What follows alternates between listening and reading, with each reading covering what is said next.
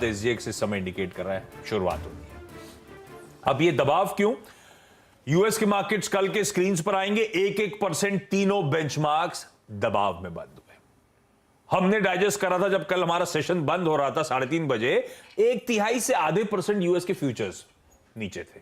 1/3 आधे वाला 1% हो गया, दबाव तो है, तो वो डिफरेंशियल जो है वो डाइजेस्ट हो रहा है ऊपर स्क्रीन्स पे। पर इंट्राडे में यूएस के मार्केट 550 पॉइंट नीचे वाले 300 पॉइंट की कमजोरी के साथ 250 पॉइंट रिकवर होकर बंद हुए और आज यूएस के फ्यूचर्स इन ग्रीन कामकाज करने की कोशिश कर रहे हैं। पर फिर भी इन सब के बीच में वो डिफरेंशियल्स आ गए थे डाउ फ्यूचर्स, नैस्डैक, S&P में कल 3:30 बजे और आज सुबह इस समय के, तो थोड़ी सी हल्की कमजोरी वो डाइजेस्ट कर रहे हैं। तो मूड मॉल है कैसा, इवेंट से पहले कैसे प्लेस्ड हैं, वो 1% की गिरावट पे ज्यादा फोकस करूंगा, 250 पॉइंट की रिकवरी को देखूं, ये ग्लास आधा भरा दिख रहा है या आधा खाली दिख रहा है, या डिपेंड आपकी पोजीशन क्या है। अब दिक्कत ये है, पोजीशन लेके भी जाओ तो भरा नहीं दिखता, खाली खाली दिखता रहता आदमी, क्या करना है? देखिए आपको मतलब ये मान के चलना चाहिए कि बहुत सारी चीज़ें एक साथ हो रही हैं, और बहुत सारी चीज़ साथ ये हो रही हैं कि एक तरफ फेड की पूरी तैयारी है कि वो कंट्रोल करने के लिए करे, दूसरी तरफ जो डेटा नंबर्स निकल के आ रहे हैं वो अभी भी उतने अच्छे नहीं हैं। जैसे अच्छे नहीं है तो अच्छी बात होती है, या फिर बुरे नहीं हुए ये कह रहे हो आप? नहीं, नंबर बहुत बुरा आता तो हमारे अच्छा होता। हाँ। नंबर बुरा नहीं है इसलिए हमारे लिए बुरा है, तो फेड और एग्रेसिव हो सकता है। अब जैसे हाउसिंग के लिए बहुत ही दिलचस्प उदाहरण, ओवरऑल हाउसिंग नीचे जा रहा है, लेकिन रेंटल 11 साल के हाई पे जा रहा है। तो पैसा तो खर्च ही हो रहा है ना हमारा, हम मकान खरीदने में खर्च करें, किराया देने में खर्च करें, पेट्रोल में खर्च करें, डीजल में खर्च करें, end of the day inflationary है। तो जो ऐसा होगा नहीं क्या, नया घर नहीं खरीदूंगा तो रेंट दूंगा, रेंट ज्यादातर लोग देंगे तो बढ़ेगा, अब इसे संभालू कैसे? ये एक्चुअली यही है, तो इसकी डिमांड कैसे कटाई जाए? जैसे उसमें नए कंस्ट्रक्शन का डेटा अनएक्सपेक्टेडली ऊपर आया, जो नए नए घर बनने, कंस्ट्रक्शन रुक नहीं रहा है, लेकिन ओवरऑल में कमी, चूंकि ब्याज दरें बहुत बढ़ गई हैं। फिर आया कि नहीं साहब रेंट बहुत बढ़ गया, जब मकान नहीं नए बनेंगे तो रेंट बढ़ेंगे। तो फेड के सामने एक बड़ी उलझन भरी समस्या है कि वो करे क्या।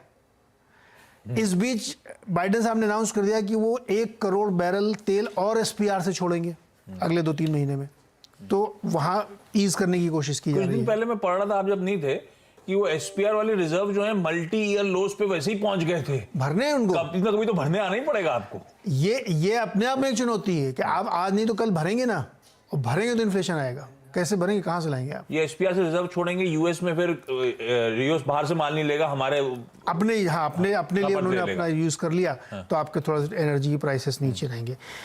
इसके टेम्परेरी टाइप होगा, ये एकदम टेम्परेरी, ये कोई तरीका नहीं होता कि अपना FD तोड़ के आप घर का खर्चा चलाएंगे तो बाद में से FD करना पड़ेगा ना दोबारा आपको। ये एग्जाम्पल गलत है, FD तो तोड़ना पड़ता कई बार हम लोग को गरीबी में। क्या करें? मतलब तोड़ना ही पड़ता, जरूरत पड़ती है तो, लेकिन ये कोई बहुत बढ़िया लॉन्ग लास्टिंग सोल्यूशन नहीं है, खराब हालात की इंडिकेशन है।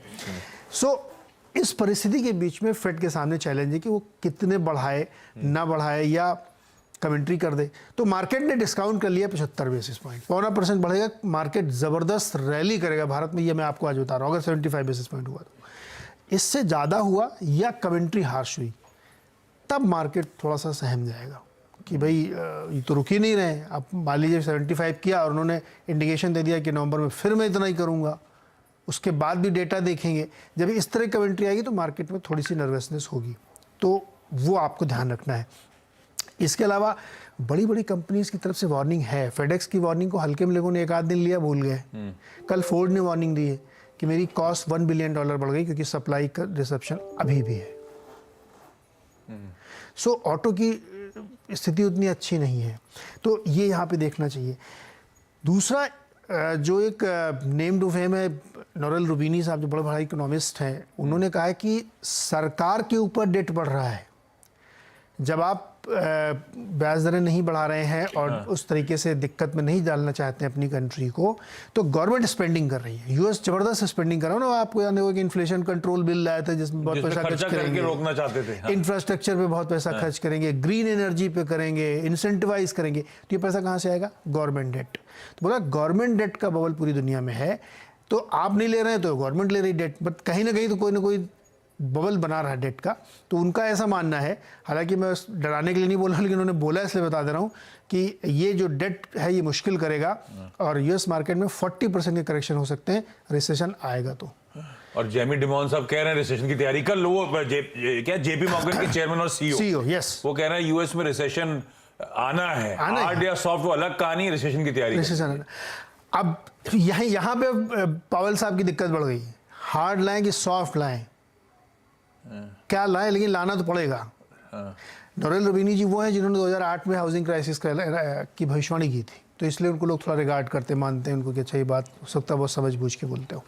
तो इन परिस्थितियों के बीच में मुझे लगता है कि जो लिक्विडिटी का फ्लो है वो अभी बना हुआ है, इसलिए मार्केट में आपको इमीडिएटली कोई दिक्कत नहीं दिखती है, लेकिन लॉन्ग टर्म में प्रॉब्लम है, इसमें कोई शक नहीं है, क्योंकि वो पैसा घूम के कहीं ना कहीं किसी कॉर्नर पे बना हुआ है, तो उसको तो फिर आज के लिए इस इवेंट से पहले, अभी मैं रशिया पे आता हूँ, यूक्रेन वाले पे, इस इवेंट से पहले बाजार की पोजीशनिंग कैसे मान के चलूं? थोड़ा से नर्वस हैं क्या? नहीं, नर्वस है थोड़ा सा। दो इंडिकेशन और आपको बताता हूँ मैं। गोल्ड कितना गिरा है? 1675 गिरते ही जा रहा है वो तो। गोल्ड क्यों गिर रहा है? गोल्ड को इन्फ्लेशन का हेज माना जाता है। अगर हमको ये अंदाजा हो जाए कि फेड बहुत जबरदस्त तरीके से ब्याज दर बढ़ा के गिराएगा इन्फ्लेशन को, तो गोल्ड गिर जाएगा ना अपने आप। गोल्ड की चमक फीकी पड़ती चली पड़ जाएगी। गई तो क्या गोल्ड से इंडिकेशन लेना चाहिए? बॉन्ड यील्ड 2 साल वाला 4% के आसपास है, और वो डॉलर इंडेक्स वापस 110 के ऊपर चला गया। वो 110, और 10 साल वाली बॉन्ड यील्ड भी 3.6 पे है। तो अगर आप बॉन्ड यील्ड और गोल्ड से क्यों ले रहे हैं, तो ये मानिए वो 1% बढ़ाने वाले हैं। लेकिन मार्केट में फिर दोबारा कर रहा हूँ 75 डिस्काउंट, इसके ऊपर आता तो सरप्राइज और कमेंट्री पे ध्यान रहेगा। तो लार्जली एक्सपेक्टेड है 75 बेसिस, और लास्ट पोल जो आया था वो भी 84-85% पार्टिसिपेंट्स 75 बेसिस पॉइंट, बचे हुए जो हैं वो 100 बेसिस पॉइंट की तरफ मूव कर गए।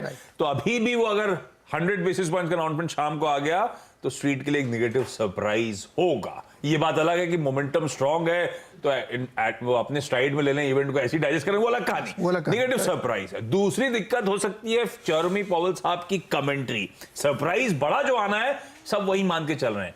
पता है आप थे जब वो जैक्सन होल में उनकी स्पीच, चले गए थे आप? मैं घर पे था, लेकिन 8 मिनट की स्पीच, पहली बार रिकॉर्ड में इतनी छोटी किसी सेंट्रल बैंकर की स्पीच होगी। 8 मिनट में जितना बोले जिंदगी में किसी ने इतना डराया नहीं होगा। तो लोग कहने लगे शॉर्ट और क्रिस्प और टू द पॉइंट हो चुके हैं। वो शायद आज शाम की स्पीच भी वैसे ही उतने ही कड़े अंदाज में होने वाली है। तो अब वो उसके आगे की कमेंट्री क्या होने वाली, क्योंकि जो कर रहे हैं उससे डर नहीं है, जो करेंगे या कर सकते हैं उससे ज्यादा डर है। Yes. तो स्पीच को जरा क्लोजली वॉच आउट करिएगा। खैर, ये तो हो गया आज शाम के इवेंट। जब हम लोग कल सुबह चर्चा कर रहे होंगे तो थ्रेडबेयर इस पे डिस्कशन करते जाएंगे। पर रशिया और यूक्रेन, ये मामला कुछ अजीब सा जा रहा है अब। हाँ। अपडेट्स क्या पहले तो